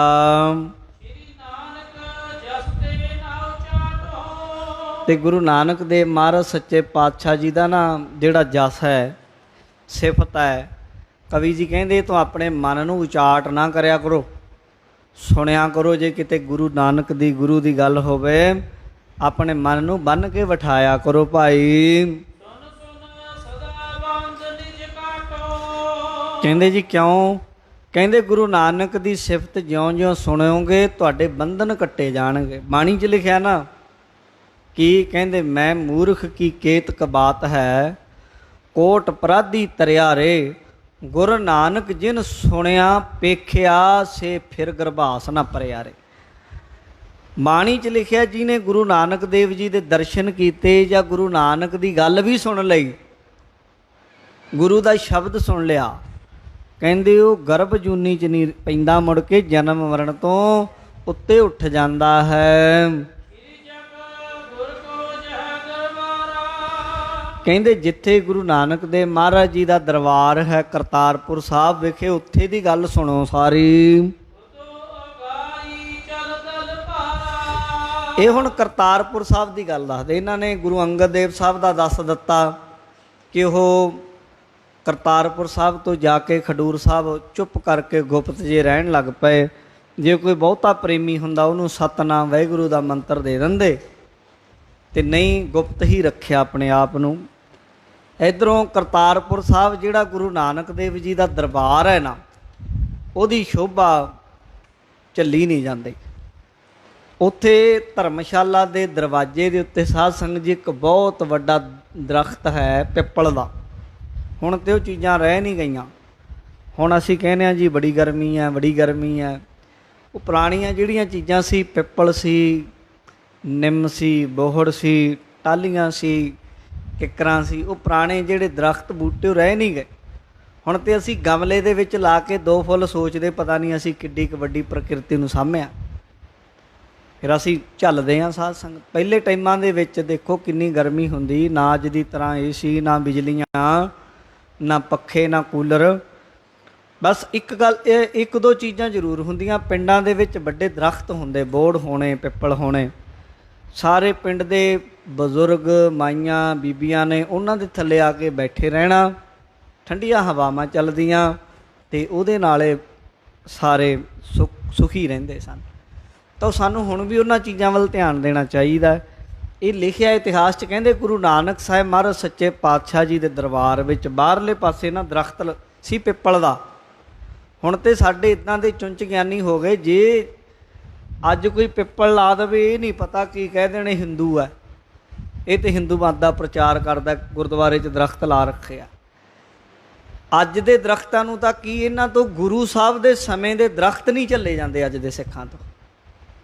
ਦੇਖੋ ਕਿੱਦਾਂ ਦੀ ਸੋਚ ਹੋ ਗਈ। ਗੁਰੂ ਸਾਹਿਬ ਦੇ ਸਮੇਂ ਤੋਂ ਕਿਤੇ ਕੋਈ ਪਿੱਪਲ ਹੈ, ਕਿਤੇ ਕੋਈ ਜੰਡ ਹੈ, ਕਿਤੇ ਕੋਈ ਬੇਰੀ ਹੈ, ਉਹਦੇ ਖਿਲਾਫ ਵੀ ਇਹ ਸੋਚਦੇ ਆ ਵੀ ਇਹਨੂੰ ਪੱਟ ਕਿਉਂ ਨਾ ਦਈਏ ਕਿਸੇ ਤਰੀਕੇ ਦੇ ਨਾਲ। ਤੁਹਾਡਾ ਕੀ ਕਹਿੰਦੇ ਆ, ਦਰਖਤ ਤੇ ਕਿੰਨੇ ਵਧੀਆ ਹੁੰਦੇ ਆ, ਇਹ ਤੇ ਕਿਸੇ ਦਾ ਬੁਰਾ ਕਰਦੇ ਹੀ ਨਹੀਂ, ਇਹ ਤੇ ਭਲਾ ਹੀ ਭਲਾ ਕਰਦੇ ਆ। ਤੁਹਾਡੀ ਥਾਂ ਵੀ ਨਹੀਂ ਘੇਰਦੇ, ਅਸਮਾਨ ਦੇ ਵਿੱਚ ਫੈਲਦੇ ਆ, ਥੱਲੇ ਤਾਂ ਥੋੜ੍ਹੀ ਜਿਹੀ ਜਗ੍ਹਾ ਘੇਰਦੇ ਆ। ਤਾਂ ਇਸ ਲਈ ਸਾਨੂੰ ਪਿਛਲੇ ਇਤਿਹਾਸ ਤੋਂ ਵੀ ਸੇਧਾਂ ਮਿਲਦੀਆਂ ਹਨ। ਤਾਂ ਆਪਾਂ ਬਹੁਤਾ ਇਸ ਵੱਲ ਨੂੰ ਨਹੀਂ ਜਾਵਾਂਗੇ। ਜਿੰਨੀ ਕੁ ਗੱਲ ਆਈ, ਕਵੀ ਜੀ ਕਹਿੰਦੇ ਨੇ ਕਿ ਗੁਰੂ ਨਾਨਕ ਸਾਹਿਬ ਮਹਾਰਾਜ ਜੀ ਦੇ ਪਾਵਨ ਦਰਬਾਰ ਕਰਤਾਰਪੁਰ ਸਾਹਿਬ ਵਿਖੇ, ਜਿੱਥੇ ਧਰਮਸ਼ਾਲਾ ਸੀ, ਗੁਰਦੁਆਰੇ ਦੇ ਬਾਹਰ ਵਾਰ ਇੱਕ ਵੱਡਾ ਪਿੱਪਲ ਦਾ ਦਰਖਤ ਲੱਗਿਆ ਹੋਇਆ ਹੈ। ਕਹਿੰਦੇ ਉਹਦੀ ਜਿਹੜੀ ਛਾਂ ਸੀ ਨਾ, ਸਘਨ ਛਾਂ, ਬੜੀ ਸੰਘਣੀ ਛਾਂ ਸੀ। ਪਿੱਪਲ ਬਹੁਤ ਵੱਡੇ ਵੱਡੇ ਹੋ ਜਾਂਦੇ ਆ, ਇੰਨੀ ਸੰਘਣੀ ਛਾਂ ਸੀ, ਇੰਨਾ ਸੋਹਣਾ ਮਾਹੌਲ ਸੀ, ਸੁੰਦਰ, ਕਿ ਆਨੰਦ ਆ ਜਾਂਦਾ ਸੀ। ਉਹ ਦਰਖਤ ਦੇ ਹੇਠਾਂ ਗੁਰੂ ਜੀ ਨੇ ਆਪਣੀ ਮੰਜੀ ਢਾ ਲੈਣੀ, ਪਲੰਗ ਢਾ ਲੈਣਾ, ਉਹਦੇ ਉੱਤੇ ਗੁਰੂ ਨਾਨਕ ਸਾਹਿਬ ਨੇ ਬੈਠਣਾ। ਉਹ ਦਰਖਤ ਪਿੱਪਲ ਦੀ ਛਾਵੇਂ ਦੂਰ ਤੱਕ ਸੰਗਤਾਂ ਨੇ ਬੈਠੇ ਰਹਿਣਾ। ਗੁਰੂ ਜੀ ਦੇ ਨੈਣ, ਗੁਰੂ ਜੀ ਦੇ ਨੇਤਰ ਕਿਰਪਾ ਭਰੇ ਹਨ। ਆਹ ਰਹਿਮਤਾਂ ਬਖਸ਼ਿਸ਼ਾਂ ਭਰੇ, ਜਿਹਦੇ ਵੱਲ ਵੀ ਗੁਰੂ ਜੀ ਤੱਕ ਲੈਂਦੇ ਨਾ ਜੀ, ਉਹਨੂੰ ਲੋਕ ਪਰਲੋਕ ਦੀਆਂ ਬਖਸ਼ਿਸ਼ਾਂ ਕਰ ਦਿੰਦੇ ਹਨ। ਤੇ ਮਹਾਰਾਜ ਐਸੇ ਨੈਣ ਮਹਾਰਾਜ ਜੀ ਦੇ ਹੈ, ਸ਼ਬ ਵਾਲੇ ਹੈ, ਸ਼ੋਭਾ ਵਾਲੇ ਹਨ। ਜਿਹਦੇ ਵੱਲ ਤੱਕਦੇ ਉਹਦੇ ਮਨ ਦੀ ਸਾਧ ਸੰਗ ਜੀ ਮੈਲ ਘੱਟ ਦਿਆ ਕਰਦੇ। ਕਹਿੰਦੇ ਤਤ ਗਿਆਨ, ਆਹਾ ਤਤ ਗਿਆਨ ਸਾਧ ਸੰਗ ਜੀ, ਗਿਆਨ ਮੈਂ ਕੋਮਲ ਬੋਲਾ। ਗੁਰੂ ਜੀ ਦੇ ਜਿਹੜੇ ਕੋਮਲ ਮਿੱਠੇ ਬੋਲ ਸਨ ਨਾ ਜੀ, ਇਹ ਗਿਆਨਮਈ ਬ੍ਰਹਮ ਗਿਆਨ ਦੇਣ ਵਾਲੇ ਹਨ। ਤੇ ਮਹਾਰਾਜ ਜੀ ਆਪਣੇ ਬੋਲ, ਮਿੱਠੇ ਮਿੱਠੇ ਬੋਲ ਆਪਣੇ ਸਿੱਖਾਂ ਨੂੰ ਆਪਣੀ ਜ਼ੁਬਾਨ ਨਾਲ ਸੁਣਾਉਂਦੇ ਹਨ। ਤੇ ਸਾਧ ਸੰਗਤ ਜਿਹੜੇ ਪਿਛਲੇ ਦਿਨਾਂ 'ਚ ਆਪਾਂ ਸੁਣਿਆ ਨਾ, ਜਦੋਂ ਗੁਰੂ ਨਾਨਕ ਦੇਵ ਮਹਾਰਾਜ ਨੇ ਕੌਤਕ ਕੀਤਾ ਸੀ, ਜਿਹੜਾ ਕੋਈ ਸਿੱਖ ਨੇੜੇ ਆਉਂਦਾ ਸੀ ਉਹਦੇ ਸੋਟਾ ਮਾਰ ਦਿੰਦੇ ਸੀ। ਇਹਨਾਂ ਦੀ ਪਰਖ ਕਰਦੇ ਸੀ ਵੀ ਦੇਖਦੇ ਹਾਂ ਕਿਹੜਾ ਸਿੱਖ ਹੈ। ਉਹਨਾਂ 'ਚੋਂ ਬਹੁਤੇ ਵਿਚਾਰੇ ਕੁੱਟ ਕੱਟ ਖਾ ਕੇ ਭੱਜ ਗਏ ਸਨ। ਉਹਨਾਂ ਨੇ ਜਦੋਂ ਪਤਾ ਲੱਗੀ ਸਾਰੀ ਗੱਲ ਕਿ ਗੁਰੂ ਜੀ ਪਰਖ ਕਰ ਰਹੇ ਸਨ, ਉਹ ਵੀ ਮੁੜ ਆਏ ਹਨ। ਉਹ ਬੜੇ ਪਛਤਾਏ ਵੀ ਗੁਰੂ ਜੀ ਨੇ ਤਾਂ ਪਰਖ ਕਰਨੀ ਸੀ। ਪਰਖ ਵੇਲੇ ਬਹੁਤੇ ਭੱਜ ਜਾਂਦੇ। ਜਿਵੇਂ ਗੁਰੂ ਕਲਗੀਧਰ ਨੇ ਅਨੰਦਪੁਰ ਸਾਹਿਬ ਸੀਸ ਮੰਗੇ ਸੀ ਨਾ, ਸਿਰ ਦੇ, ਉਹ ਬਹੁਤੇ ਭੱਜ ਵੀ ਗਏ ਸੀ, ਪਰ ਜਿਨ੍ਹਾਂ ਨੇ ਦਿੱਤੇ ਸਿਰ ਉਹਨਾਂ ਨੂੰ ਮਹਾਰਾਜ ਨੇ ਆਪਣੇ ਪਿਆਰੇ ਆ, ਇਹ ਆਪਣਾ ਹੀ ਰੂਪ ਦਿੱਤਾ ਉਹਨਾਂ ਨੂੰ। ਬਾਅਦ ਵਿੱਚ ਬਹੁਤੇ ਪਛਤਾਏ ਵੀ ਸਾਡੇ ਅਸੀਂ ਦੇ ਦਿੰਦੇ, ਅਸੀਂ ਦੇ ਦਿੰਦੇ। ਉਹ ਨਹੀਂ ਹੁੰਦੀ ਗੱਲ, ਜਿਹੜਾ ਪਹਿਲਾਂ ਉੱਠ ਗਿਆ ਉੱਠ ਗਿਆ। ਇਸੇ ਤਰੀਕੇ ਗੁਰੂ ਨਾਨਕ ਦੇਵ ਮਹਾਰਾਜ ਦੀ ਪਰਖ ਵਿੱਚ, ਸੇਵਾ ਵਿੱਚ, ਸਿਮਰਨ ਵਿੱਚ ਪੂਰੇ ਜੇ ਉਤਰੇ ਭਾਈ ਲਹਿਣਾ ਜੀ ਤਾਂ ਗੁਰੂ ਅੰਗਦ ਬਣ ਗਏ। ਬਾਕੀ ਜਿਹੜੇ ਭੱਜੇ ਸਨ ਉਹਨਾਂ ਨੂੰ ਇਸ ਗੱਲ ਦਾ ਪਛਤਾਵਾ ਵੀ ਹੋਇਆ ਹੈ। ਉਹ ਵਾਪਸ ਮੁੜ ਆਏ, ਗੁਰੂ ਨਾਨਕ ਸਾਹਿਬ ਜੀ ਦੀ ਹਜ਼ੂਰੀ ਵਿੱਚ ਆ ਕੇ ਅੱਗੇ ਗੁਰੂ ਸਾਹਿਬ ਦੇ ਸਨਮੁਖ ਪੇਸ਼ ਹੋਏ। ਇਹਨਾਂ ਨੇ ਆ ਕੇ ਬੜੇ ਨਿਮਰਤਾ ਦੇ ਨਾਲ ਸਨਿਮਰ ਹੋ ਕੇ ਬੇਨਤੀ ਕੀਤੀ ਗੁਰੂ ਨਾਨਕ ਜੀ ਨੂੰ। ਗੁਰੂ ਨਾਨਕ ਦੇ ਮਹਾਰਾਜ ਨੂੰ ਕਹਿੰਦੇ, ਮਹਾਰਾਜ ਸਾਨੂੰ ਬਖਸ਼ ਲਓ, ਸਾਡੇ ਤੋਂ ਗਲਤੀ ਹੋ ਗਈ, ਸਾਡੇ ਤੋਂ ਗਲਤੀ ਇਹ ਹੋ ਗਈ, ਅਸੀਂ ਉਦੋਂ ਛੱਡ ਕੇ ਚਲੇ ਗਏ, ਬਖਸ਼ ਦਿਓ, ਸਾਨੂੰ ਆਪਣੇ ਕੋਲ ਰਹਿਣ ਦਾ ਮੌਕਾ ਦਿਓ ਜੀ। ਤੇ ਗੁਰੂ ਨਾਨਕ ਦੇਵ ਮਹਾਰਾਜ ਦੇ ਚਰਨਾਂ ਦੀ ਸੇਵਾ ਕਰਦੇ ਸਿੱਖ ਤੇ ਬੜੇ ਸੁਖੀ ਹੋ ਰਹੇ ਹਨ। ਸਾਧ ਸੰਗਤ ਜੀ, ਗੁਰਬਾਣੀ ਦੇ ਸ਼ਬਦ ਦਾ ਵੱਡਾ ਅਭਿਆਸ ਸਿੱਖ ਕਰਦੇ। ਕਰਤਾਰਪੁਰ ਸਾਹਿਬ ਵਿੱਚ ਬਾਣੀ ਦਾ ਬਹੁਤ ਜ਼ਿਆਦਾ ਪਹਿਰਾ, ਬਾਣੀ ਹੀ ਗੁਰਸਿੱਖ ਪੜ੍ਹਦੇ, ਸੁਣਦੇ, ਪ੍ਰਚਾਰਦੇ, ਵਿਚਾਰਦੇ ਹਨ। ਬਾਣੀ ਦੀ ਕੀਰਤਨ ਹੁੰਦਾ, ਪ੍ਰੇਮ ਨਾਲ ਗਾਉਂਦੇ, ਸੁਣਦੇ, ਬਾਣੀ ਨੂੰ ਪੜ੍ਹਦੇ, ਅਰਥਾਂ ਨੂੰ ਪੜ੍ਹਦੇ ਹਨ। ਗੁਰੂ ਨਾਨਕ ਸਾਹਿਬ ਮਹਾਰਾਜ ਇੱਕੋ ਹੀ ਇੱਕ ਐਸੇ ਦੁਨੀਆ ਦੇ ਕਹਿ ਲਓ ਕਿ ਪਹਿਲੇ ਪੀਰ ਪੈਗੰਬਰ ਅਵਤਾਰ ਗੁਰੂ ਸਨ, ਜਿਨ੍ਹਾਂ ਦੇ ਚਰਨਾਂ ਵਿੱਚ ਹਿੰਦੂ ਵੀ ਨਿਵੇ ਅਤੇ ਮੁਸਲਮਾਨ ਵੀ ਨਿਵੇ। ਪਹਿਲੇ ਜਿਹੜੇ ਅਵਤਾਰ ਹੋਏ, ਭਾਵੇਂ ਸ਼੍ਰੀ ਰਾਮ ਚੰਦਰ ਜੀ, ਭਾਵੇਂ ਸ਼੍ਰੀ ਕ੍ਰਿਸ਼ਨ ਜੀ ਮਹਾਰਾਜ ਹੋਏ, ਉਹਨਾਂ ਦਾ ਸਤਿਕਾਰ ਹੈ ਬਈ। ਆਪਾਂ ਕੋਈ ਕਿਸੇ ਮਹਾਤਮਾ ਦੀ, ਕਿਸੇ ਵੀ ਧਰਮ ਦੇ ਕੋਈ ਪੀਰ ਪੈਗੰਬਰ ਨੇ, ਅਸੀਂ ਉਹਨਾਂ ਦੇ ਖਿਲਾਫ ਨਹੀਂ ਬੋਲਣਾ ਚਾਹੀਦਾ। ਪਰ ਇੱਕ ਗੱਲ ਹੈ ਕਿ ਉਹਨਾਂ ਦੇ ਕਿਤੇ ਇਤਿਹਾਸ 'ਚ ਜਾਂ ਉਹਨਾਂ ਦੀਆਂ ਜੀਵਨੀਆਂ ਜਿਹੜੀਆਂ ਲਿਖੀਆਂ ਵਿਦਵਾਨਾਂ ਨੇ, ਉਹਨਾਂ 'ਚ ਕਿਤੇ ਇਹ ਨਹੀਂ ਮਿਲਦਾ ਕਿ ਸ਼੍ਰੀ ਰਾਮ ਚੰਦਰ ਜੀ ਦਾ ਸ਼ਰਧਾਲੂ ਕੋਈ ਮੁਸਲਮਾਨ ਹੋਇਆ ਹੋਵੇ, ਜਾਂ ਮੁਸਲਮਾਨਾਂ ਦੇ ਵਿੱਚ ਇਹ ਨਹੀਂ ਮਿਲਦਾ ਕਿ ਕੋਈ ਉਹਨਾਂ ਦਾ ਸ਼ਰਧਾਲੂ ਕੋਈ ਦੂਜੇ ਮੱਤ ਵਾਲਾ ਹੋਇਆ ਹੋਵੇ। ਪਰ ਗੁਰੂ ਨਾਨਕ ਦੇਵ ਮਹਾਰਾਜ ਸੱਚੇ ਪਾਤਸ਼ਾਹ ਐਸੇ ਹਨ ਜਿਨ੍ਹਾਂ ਦੇ ਚਰਨਾਂ 'ਚ ਸਿੱਖ ਤੇ ਝੁਕੇ ਹੀ ਝੁਕੇ। ਸਿੱਖ ਤੇ ਸਿੱਖ ਹੈ ਹੀ। ਹਿੰਦੂ ਵੀ ਗੁਰੂ ਜੀ ਦੇ ਚਰਨਾਂ 'ਚ ਆਏ, ਮੁਸਲਮਾਨ ਲੋਕ ਵੀ ਗੁਰੂ ਨਾਨਕ ਸਾਹਿਬ ਦੇ ਸਿੱਖ ਬਣ ਕੇ, ਸ਼ਰਧਾਲੂ ਬਣ ਕੇ, ਸੇਵਕ ਬਣ ਕੇ, ਸ਼ਰਧਾ ਵਾਲੇ ਬਣ ਕੇ ਜੀਵਨ ਨੂੰ ਸਫਲ ਕਰਦੇ ਰਹੇ। ਗੁਰੂ ਨਾਨਕ ਸਾਹਿਬ ਮਹਾਰਾਜ ਜੀ ਦੇ ਦਰਸ਼ਨ ਕਰਦੇ ਰਹੇ, ਵੱਡੇ ਭਾਗਾਂ ਵਾਲੇ ਬਣਦੇ ਰਹੇ। ਗੁਰੂ ਜੀ ਦੀ ਪਾਵਨ ਬਾਣੀ ਨੂੰ ਸੁਣਦੇ ਬੜੇ ਭਾਵਨਾ ਨਾਲ। ਜਿਹੜਾ ਵੀ ਕੋਈ ਬਾਣੀ ਨੂੰ ਸੁਣਦਾ ਨਾ ਜੀ, ਕੋਈ ਵੀ ਹੁੰਦਾ, ਕਿਸੇ ਵੀ ਮੱਤ ਦਾ, ਅੱਜ ਵੀ ਕਿਸੇ ਵੀ ਮੱਤ ਨਾਲ, ਕਿਸੇ ਵੀ ਧਰਮ ਨਾਲ ਸੰਬੰਧਿਤ ਹੋਵੇ, ਹਿੰਦੂ ਹੈ, ਮੁਸਲਮਾਨ ਹੈ, ਜੈਨੀ ਹੈ, ਬੋਧੀ ਹੈ, ਈਸਾਈ ਹੈ, ਉਹਦਾ ਵੀ ਭਲਾ ਬਾਣੀ ਨਾਲ ਹੋ ਜਾਏਗਾ। ਸਿੱਖ ਦਾ ਤੇ ਹੋਣਾ ਹੀ ਹੋਣਾ। ਦੂਜਾ ਵੀ ਜੇ ਬਾਣੀ ਨੂੰ ਪੜ੍ਹੇਗਾ, ਸੁਣੇਗਾ, ਉਹਨੂੰ ਵੀ ਬਾਣੀ ਰੱਬੀ ਗਿਆਨ ਦਿੰਦੀ ਹੈ। ਗੁਰੂ ਨਾਨਕ ਸਾਹਿਬ ਦੇ ਕੋਲ ਜਿਹੜਾ ਵੀ ਸਿੱਖ ਆਉਂਦਾ, ਮਹਾਰਾਜ ਉਹਨੂੰ ਬਾਣੀ ਨਾਲ ਜੋੜਦੇ, ਬਾਣੀ ਭਲਾ ਕਰਦੀ ਹੈ। ਪੰਜਾਬ ਦੇਸ਼, ਪੰਜਾਬ ਦੇ ਨੇੜੇ ਨੇੜੇ ਲੱਗਦੇ ਵਿਦੇਸ਼, ਦੂਸਰੇ ਦੇਸ਼, ਉੱਥੋਂ ਲੋਕ ਚੱਲ ਚੱਲ ਕੇ ਆਉਣ ਲੱਗ ਪਏ। ਗੁਰੂ ਨਾਨਕ ਸਾਹਿਬ ਜੀ ਦੇ ਚਰਨਾਂ 'ਤੇ ਆ ਕੇ ਮੱਥਾ ਟੇਕਣ ਲੱਗ ਪਏ ਲੋਕੀ।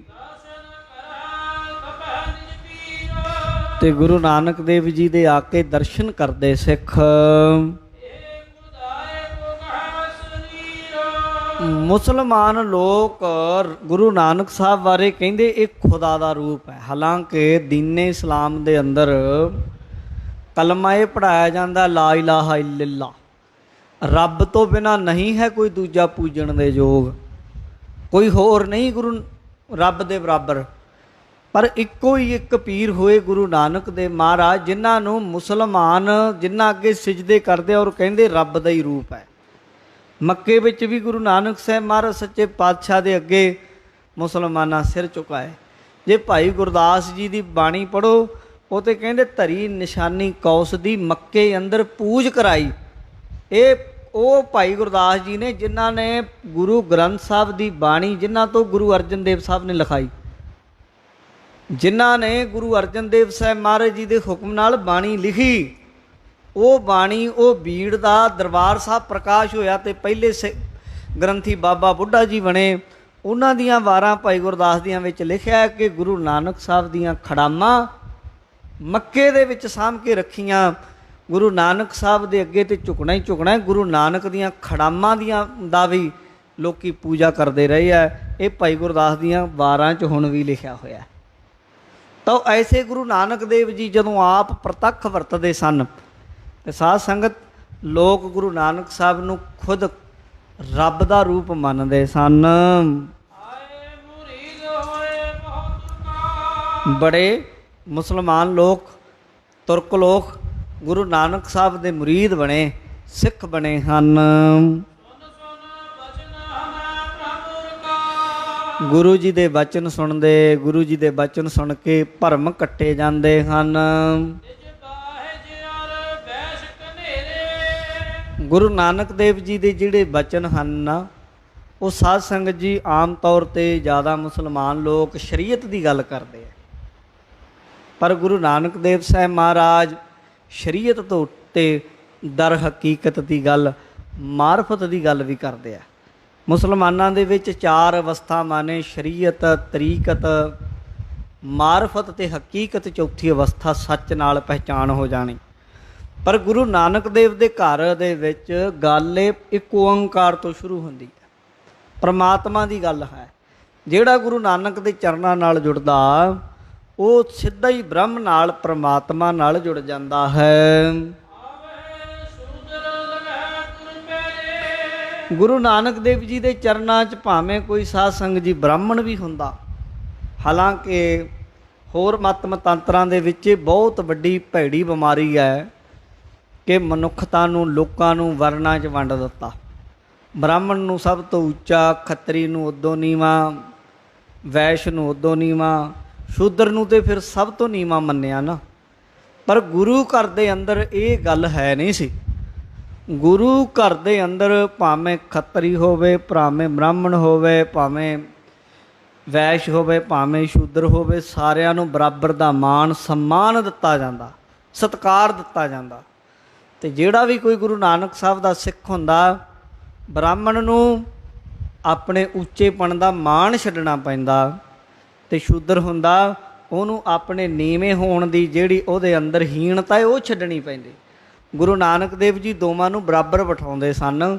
ਇਸ ਲਈ ਚਾਰੇ ਪਾਸਿਆਂ ਤੋਂ ਲੋਕ, ਖੱਤਰੀ, ਬ੍ਰਾਹਮਣ, ਸ਼ੂਦ, ਵੈਸ਼, ਸਾਰੇ ਗੁਰੂ ਨਾਨਕ ਦੇਵ ਜੀ ਦੇ ਸਿੱਖ ਹੋਣ ਲੱਗ ਪਏ।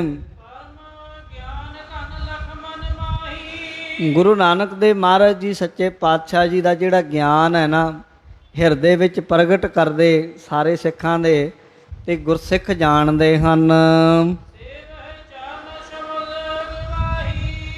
ਅਤੇ ਗੁਰੂ ਜੀ ਦੇ ਚਰਨ ਸੇਵਦੇ ਅਤੇ ਸ਼ਬਦ ਨਾਲ ਜੁੜਦੇ। ਸ਼ੂਦਰ ਵੀ, ਜਿਨ੍ਹਾਂ ਨੂੰ ਵੇਦ ਨਾ ਪੜ੍ਹਨ ਦਾ ਨਾ ਸੁਣਨ ਦਾ ਹੁਕਮ ਹੀ ਨਹੀਂ। ਜੇ ਕੋਈ ਸ਼ੂਦਰ ਵੇਦ ਸੁਣ ਲਏ ਤਾਂ ਉਹਦੇ ਕੰਨਾਂ 'ਚ ਪੁਰਾਣੇ ਸਮੇਂ ਦੇ ਵਿੱਚ ਛਿੱਕਾ ਢਾਲ ਕੇ ਪਾ ਦਿੱਤਾ ਜਾਂਦਾ। ਮਨੂ ਸਿਮਰਤੀਆਂ ਦੇ ਅਨੁਸਾਰ ਇਹ ਹੁਕਮ ਹੈ। ਪਰ ਗੁਰੂ ਨਾਨਕ ਮਹਾਰਾਜ ਦੀ ਬਾਣੀ ਦਾ ਹੁਕਮ ਇਹ ਸੀ, ਉਪਦੇਸ਼ 4 ਵਰਨਾ ਕੋ ਸਾਂਝਾ। ਜਿਹੜਾ ਵੀ ਕੋਈ ਗੁਰੂ ਸਾਹਿਬ ਦੀ ਬਾਣੀ ਪੜ੍ਹ ਸਕਦਾ, ਸੁਣ ਸਕਦਾ, ਮਹਾਰਾਜ ਹਰੇਕ ਨੂੰ ਇਹ ਬਾਣੀ ਦਾ ਉਪਦੇਸ਼ ਦਿੰਦੇ। ਇਸ ਲਈ ਇਹ ਤੁਰਕੀ ਬਾਣੀ ਨੇ ਸਭ ਦਾ ਭਲਾ ਕੀਤਾ ਹੈ।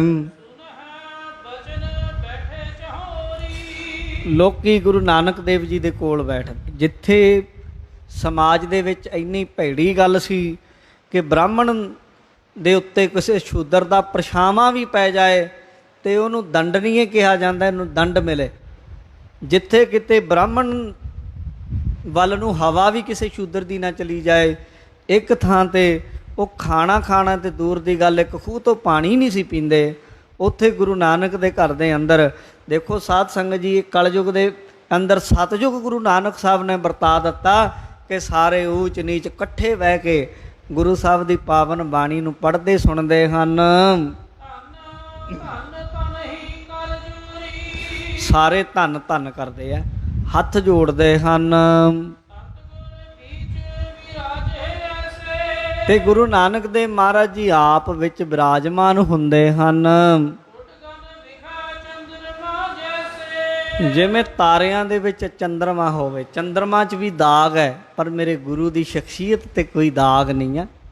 ਐਸੇ ਸਤਿਗੁਰੂ ਸ਼ਾਂਤਮਈ ਸੁਭਾਅ ਦੇ ਮਾਲਕ, ਚੰਦਰਮਾ ਦੀ ਤਰ੍ਹਾਂ ਸ਼ਾਂਤੀ ਠੰਡ ਵਰਤਾਉਣ ਵਾਲੇ, ਸੂਰਜ ਦੀ ਤਰ੍ਹਾਂ ਗਿਆਨ ਪ੍ਰਕਾਸ਼ ਕਰਨ ਵਾਲੇ, ਪ੍ਰਚੰਡ ਐਸਾ ਪ੍ਰਕਾਸ਼ ਜੋ ਅਗਿਆਨਤਾ ਦੇ ਹਨੇਰੇ ਨੂੰ ਦੂਰ ਕਰ ਦੇਵੇ, ਐਸੀ ਤਾਕਤ ਦੇ ਮਾਲਕ। ਨਮੋ ਸੂਰਜ ਸੂਰਜੇ, ਨਮੋ ਚੰਦਰ ਚੰਦਰੇ, ਦੋਵੇਂ ਤਾਕਤਾਂ ਜਿਨ੍ਹਾਂ ਵਿੱਚ ਹਨ। ਗੁਰੂ ਘਰ ਵਿੱਚ ਇਹ ਸਾਧ ਸੰਗਤ ਜੀ ਵੱਡੀ ਬਖਸ਼ਿਸ਼ ਹੈ ਕਿ ਸਾਰਿਆਂ ਨੂੰ ਕੋਈ ਵੀ ਕਿਤੋਂ ਚੱਲ ਆਵੇ ਉਹਨੂੰ ਉਪਦੇਸ਼ ਦਿੰਦੇ ਹਨ। ਗੁਰੂ ਨਾਨਕ ਦੇਵ ਜੀ ਸਮਝਾਉਂਦੇ ਹੋ, ਭਾਈ ਗੁਰਸਿੱਖੋ, ਇਹ ਮਨੁੱਖਾ ਦੇਹੀ ਮਿਲ ਗਈ ਆ। ਇਹ ਆਖਰੀ ਉਪਦੇਸ਼ ਨੇ ਗੁਰੂ ਨਾਨਕ ਸਾਹਿਬ ਜੀ ਦੇ, ਆਖਰੀ ਸਰੀਰ ਦੇ ਸਮੇਂ ਦੇ। ਜੋ ਗੁਰੂ ਜੀ ਨੇ ਦਿੱਤੇ ਉਹ ਸੁਣਨ ਵਾਲੇ ਨੇ। ਕਹਿੰਦੇ ਸੁਣੋ ਸਿੱਖੋ, ਤੁਸੀਂ ਇਹ ਮਨੁੱਖਾ ਸਰੀਰ ਜੋ ਪਾ ਲਿਆ ਹੈ, ਇਹ ਬੜਾ ਦੁਰਲੱਭ ਹੈ, ਬਹੁਤ ਕੀਮਤੀ ਪਦਾਰਥ ਹੈ ਇਹ ਮਨੁੱਖਾ ਦੇਹੀ।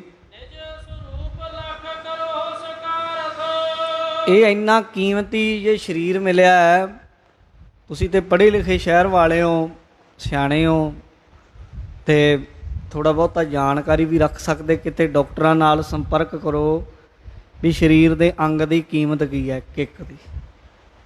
ਜੇ ਕਿਤੇ ਅੱਖ ਬਣਾਉਣੀ ਪੈ ਜਾਏ, ਕੱਢ ਕੇ ਇੱਕ ਦੀ ਦੂਜੇ ਦੀ ਪਾਉਣ ਦੀ ਜਗ੍ਹਾ ਨਹੀਂ ਮੈਂ ਗੱਲ ਕਰਦਾ ਨਾ, ਬਣਾਉਣੀ ਪੈ ਜਾਏ ਜੇ ਕਿਤੇ ਹੱਥ ਜਿੱਦਾਂ ਦਾ ਸੱਚੀ ਮਿੱਚੀ ਦਾ ਜੇ ਬਣਾਇਆ ਜਾ ਸਕੇ, ਹਾਲਾਂਕਿ ਬਣਿਆ ਨਹੀਂ ਇੱਦਾਂ ਦਾ ਅੰਗ ਜਿੱਦਾਂ ਦੇ ਹੱਥ ਨੇ, ਜਿੱਦਾਂ ਦੀ ਅੱਖ ਪ੍ਰਮਾਤਮਾ ਨੇ ਪੈਦਾ ਕੀਤੀ ਉੱਦਾਂ ਦੀ ਬੰਦਾ ਬਣਾ ਨਹੀਂ ਹਜੇ ਤੱਕ ਸਕਿਆ। ਪਰ ਜੇ ਬਣਾਉਣੀ ਪੈ ਜਾਏ, ਜਿੱਦਾਂ ਦਾ ਦਿਲ ਬੰਦੇ 'ਚ ਜੇ ਉੱਦਾਂ ਦਾ ਬਣਾਉਣਾ ਪੈ ਜਾਏ, ਕਿੰਨੀ ਕੁ ਮਸ਼ੀਨਰੀ ਲੱਗੂਗੀ ਤੇ ਕਿੰਨਾ ਕੁ ਖਰਚਾ ਹੋਊਗਾ, ਕਿਤੇ ਪੁੱਛ ਲਿਓ ਕਿਸੇ ਸਿਆਣੇ ਡਾਕਟਰ ਨੂੰ ਤੇ ਪਤਾ ਲੱਗ ਜਾਏਗਾ। ਇਹ ਸਰੀਰ ਹੈ ਨਾ ਜਿਹੜਾ, ਸਾਧ ਸੰਗਤ ਜੀ, ਇੰਨਾ ਕੀਮਤੀ ਹੈ ਕਿ ਜਿੰਨਾ ਕੁ ਅਸੀਂ ਸਾਰੀ ਜ਼ਿੰਦਗੀ ਮਿਹਨਤ ਕਰਕੇ ਧਨ ਪੈਸਾ ਇਕੱਠਾ ਕਰਦੇ ਆ ਨਾ, ਉਨਾ ਕੁ 1 ਮਿੰਟ 'ਚ ਇਹਦਾ ਉਨਾ ਕੁ ਵਿਆਜ ਬਣੂਗਾ ਜਿੰਨੀ ਇਹਦੀ ਕੀਮਤ ਹੈ ਸਰੀਰ ਦੀ। ਸਾਰੀ ਜ਼ਿੰਦਗੀ ਜਿੰਨਾ ਪੈਸਾ ਇਕੱਠਾ ਕਰਾਂਗੇ ਨਾ, ਉਹ 1 ਮਿੰਟ 'ਚ ਵਿਆਜ 'ਚ ਲੰਘ ਜੂਗਾ, ਇੰਨਾ ਮਹਿੰਗਾ ਇਹ। ਗੁਰੂ ਜੀ ਨੇ ਐਵੇਂ ਨਹੀਂ ਬਾਣੀ 'ਚ ਆਖਿਆ, ਕਬੀਰ ਮਾਨਸ ਜਨਮ ਦੁਲੰਭ ਹੈ, ਕੀਮਤੀ ਆਖਿਆ ਇਹਨੂੰ। ਤਾਂ ਇਸ ਤਰੀਕੇ ਦੇ ਨਾਲ ਗੁਰੂ ਨਾਨਕ ਜੀ ਸਮਝਾਉਂਦੇ, ਕਹਿੰਦੇ ਬਹੁਤ ਕੀਮਤੀ ਆ। ਫਿਰ ਇੰਨਾ ਕੀਮਤੀ ਸਿਗਰਟਾਂ ਪੀਣ ਨੂੰ ਨਹੀਂ ਦਿੱਤਾ, ਸ਼ਰਾਬ ਪੀਣ ਨੂੰ ਨਹੀਂ ਦਿੱਤਾ, ਇੰਨੀ ਕੀਮਤੀ ਚੀਜ਼ ਕਿਸੇ ਕੀਮਤੀ ਕੰਮ ਲਈ ਦਿੱਤੀ ਆ। ਇਹ ਤਾਂ ਮਿਆਨ ਹੈ ਬਾਹਰਲਾ, ਇਹਦੇ ਅੰਦਰ ਇੱਕ ਪਦਾਰਥ ਰੱਖਿਆ, ਜਿਵੇਂ ਹੀਰਾ ਰੱਖਿਆ ਹੁੰਦਾ ਤੇ ਹੀਰਾ ਕਿਸੇ ਗੁਥਲੀ 'ਚ ਪਾਇਆ ਹੁੰਦਾ, ਹੀਰਾ ਕਿਸੇ ਸਾਧ ਸੰਗਤ ਜੀ ਡੱਬੀ 'ਚ ਪਾਇਆ ਹੋਵੇ, ਉਹ ਡੱਬੀ ਵੀ ਫਿਰ ਕਈ ਵਾਰ ਸੋਨੇ ਦੀ ਹੁੰਦੀ ਹੈ। ਇੱਦਾਂ ਸਰੀਰ ਬੜਾ ਕੀਮਤੀ, ਇਹਦੇ ਅੰਦਰ ਜੋ ਆਤਮਾ ਹੈ ਉਹਦੀ ਤੇ ਕੀਮਤ ਹੀ ਨਹੀਂ ਨਾ ਦੁਨੀਆ ਦੇ ਕਿਸੇ ਪਦਾਰਥ ਨਾਲ ਮਾਪੀ ਜਾ ਸਕਦੀ। ਮਹਾਰਾਜ ਕਹਿੰਦੇ ਐ ਇਨਸਾਨ, ਤੇਰਾ ਨਿੱਜੀ ਸਰੂਪ ਹੈ ਆਤਮਾ, ਉਹਨੂੰ ਜਾਣ ਲੈ ਇਸ ਜਾਮੇ ਵਿੱਚ। ਮਹਾਰਾਜ ਕਹਿੰਦੇ ਜਿਹੜੇ ਵਿਸ਼ਿਆਂ ਦੇ ਸੁੱਖ ਤੁਸੀਂ ਕਹਿੰਦੇ ਜੀ ਸੁੱਖ ਲੈਣ ਲਈ ਇਹ ਜੰਮੇ ਆ, ਮਹਾਰਾਜ ਕਹਿੰਦੇ ਸੁੱਖ ਲੈਣ ਲਈ ਨਹੀਂ ਇਹ ਸਰੀਰ ਮਿਲਿਆ। ਇਹ ਤੇ ਗਧਿਆਂ ਨੂੰ ਵੀ ਇਹ ਸੁੱਖ ਮਿਲਦੇ ਆ, ਕੁੱਤਿਆਂ ਨੂੰ ਵੀ ਇਹ ਸੁੱਖ ਹੈ, ਵਿਸ਼ਿਆਂ ਦੇ ਸੁੱਖ। ਨੀਂਦ ਜਿਹੜੀ ਅਸੀਂ ਨੀਂਦ, ਕੁੱਤੇ ਨਹੀਂ ਸੌਂਦੇ ਕਿਤੇ, ਸੌਂਦੇ ਆ। ਖਾਣ ਦੀ ਗੱਲ ਕਰੀ ਉਹ ਵੀ ਤੇ ਖਾਂਦੇ ਆ, ਪਸ਼ੂ ਨਹੀਂ ਖਾਂਦੇ ਕਿਤੇ। ਅਸੀਂ ਆਖੀਏ ਬੱਚੇ ਪਸ਼ੂਆਂ ਦੇ ਨਹੀਂ ਕਿੰਨੇ ਕਿੰਨੇ ਹੁੰਦੇ ਆ, ਸਾਡੇ ਨਾਲੋਂ ਤੇ ਕਈ ਗੁਣਾ ਜ਼ਿਆਦਾ ਹੀ ਹੁੰਦੇ ਆ। ਤੁਸੀਂ ਕਿਤੇ ਸੂਰ ਦੇ, ਬੱਕਰਿਆਂ ਦੇ, ਭੇਡਾਂ ਦੇ ਕਿਤੇ ਨਿਆਣੇ ਵੇਖਿਓ ਤੇ ਸਹੀ, ਕਿੰਨੇ ਕਿੰਨੇ ਹੁੰਦੇ ਉਹਨਾਂ ਨੂੰ, ਕਿੱਡਾ ਵੱਡਾ ਉਹਨਾਂ ਦਾ ਲਾਣਾ ਬਾਣਾ ਹੁੰਦਾ। ਕਿਤੇ ਜੇ ਯਾਦ ਰਹਿ ਜਾਏ, ਕਿਤੇ ਉਹਨਾਂ ਦੀ ਕਿਤੇ ਹੋ ਜਾਏ ਨਾ ਵੀ ਕਿਹਦੇ ਕਿੰਨੇ ਕਿੰਨੇ ਨਿਆਣੇ, ਤੇ ਪਤਾ ਲੱਗ ਜਾਏ ਤੁਹਾਨੂੰ ਕੁੱਤੀਆਂ ਦੇ ਕਿੰਨੇ ਕਿੰਨੇ ਨਿਆਣੇ। ਇਹ ਸੁੱਖ ਤੇ ਸਾਰੀਆਂ ਜੂਨਾਂ 'ਚ ਮਿਲਿਆ, ਉਨਿੰਦਰਾ, ਭੋਜਨ, ਭੋਗ, ਭੈ, ਇਹ ਸਾਰਿਆਂ ਵਿੱਚ ਹਨ।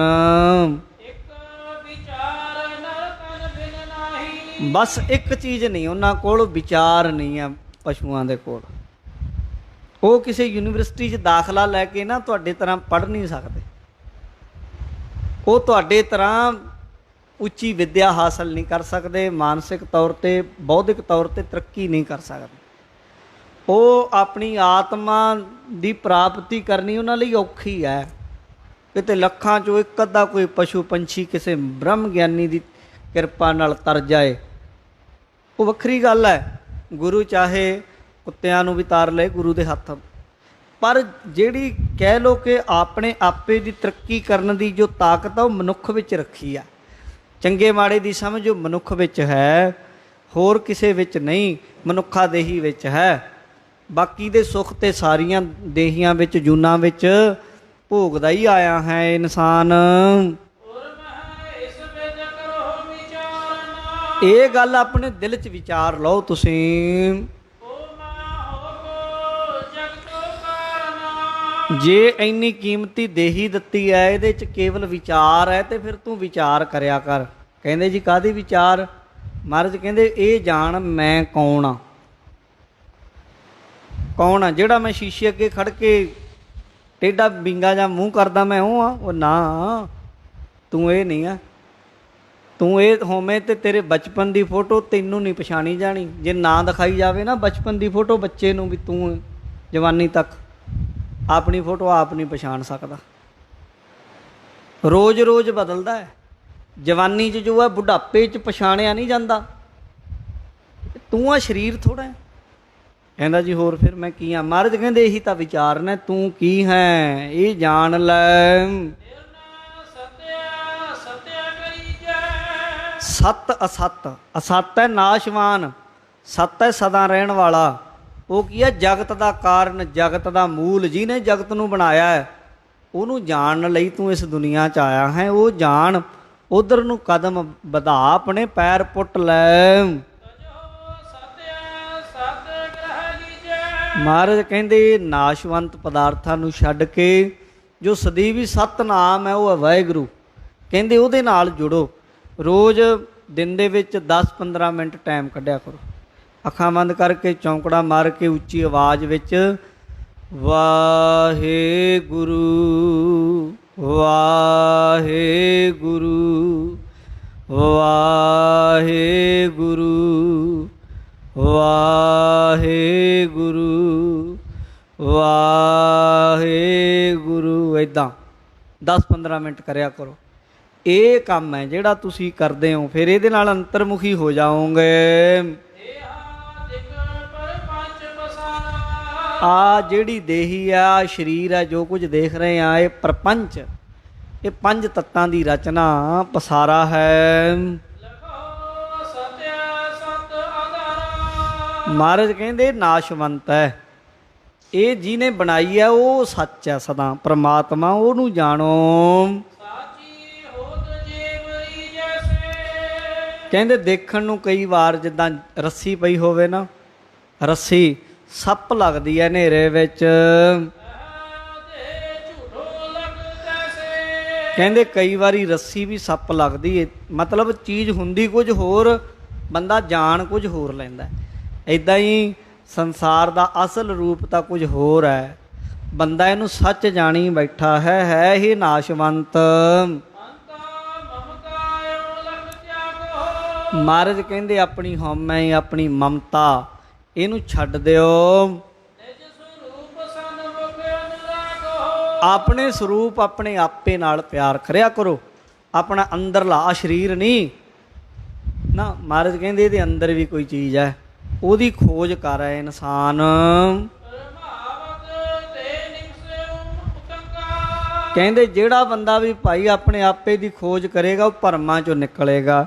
ਜਿਹੜਾ ਸਿਮਰਨ ਕਰੇਗਾ, ਆਪਣੇ ਨਿੱਜੀ ਆਪੇ ਦੀ ਖੋਜ ਵਿੱਚ ਪਏਗਾ, ਕਹਿੰਦੇ ਮਾਨੋ ਉਹ ਨਿਕਲ ਜਾਏਗਾ। ਕਹਿੰਦੇ ਭਾਈ ਗੁਰਮੁਖੋ ਜਨਮ ਸਫਲ ਹੋ ਜਾਏਗਾ ਅਗਰ ਸਤ ਸੰਗਤ ਕਰੋਗੇ। ਇਉਂ ਗੁਰੂ ਨਾਨਕ ਦੇਵ ਮਹਾਰਾਜ ਸੱਚੇ ਪਾਤਸ਼ਾਹ ਜੀ ਨੇ ਸਮਝਾਈ ਹੈ ਸੰਗਤ ਨੂੰ ਉਪਦੇਸ਼। ਅੱਗੇ ਜੋ ਉਪਦੇਸ਼ ਗੁਰੂ ਨਾਨਕ ਸਾਹਿਬ ਨੇ ਦਿੱਤਾ ਉਹ ਆਪਾਂ ਕੱਲ੍ਹ ਨੂੰ ਸੁਣਾਂਗੇ। ਬੜੇ ਹੀ ਸਾਰਥਕ ਉਪਦੇਸ਼, ਬੜਾ ਪਿਆਰਾ ਗੁਰੂ ਜੀ ਦਾ ਇਤਿਹਾਸ ਚੱਲ ਰਿਹਾ। ਪ੍ਰੇਮ ਨਾਲ ਆਪ ਵੀ ਸੁਣਿਆ ਕਰੋ, ਹੋਰਨਾਂ ਸੰਗਤਾਂ ਨੂੰ ਵੀ ਪ੍ਰੇਰ ਕੇ ਲਿਆਇਆ ਕਰੋ। ਇਹ ਪਾਵਨ ਸਥਾਨ ਹੈ।